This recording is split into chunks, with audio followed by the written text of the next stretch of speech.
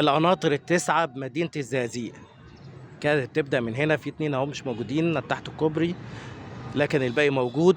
القناطر ديت مدينة الزقازيق أنشأها محمد علي باشا حاكم مصر اللي اتولى من عام 1805 لعند عام 1848، وبناها على بحر مويس، وكان هدفه ان هو يستصلح الأراضي الزراعية في مصر، وان هو يزود رقعة الأطيان عشان تستفيد الحكومة المصرية.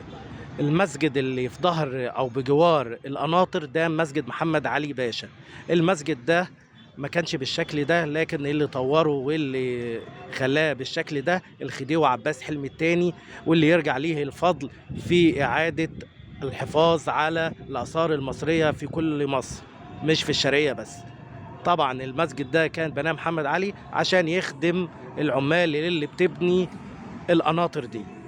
بحر مويس ده امتداد بحر مويس وقصته اللي في بحر فاقوس عند منطقة قنطير شمال فاقوس ب10 كيلو، اللي كان فيها قصة سيدنا موسى عليه السلام مع فرعون وألقي فيه وهو رضيع. طبعا العمال اللي كانوا بيصطادوا هنا في المنطقة دي وهم في وقت الرفاهية بتاعتهم كانوا بيصطادوا بهوايتهم الصيد، كانوا بيسمعوا سمك اسمه سمك الزقازوق، ويقال ان بسبب السمك ده بقت اسم مدينة الزقازيق باسم الزقازيق.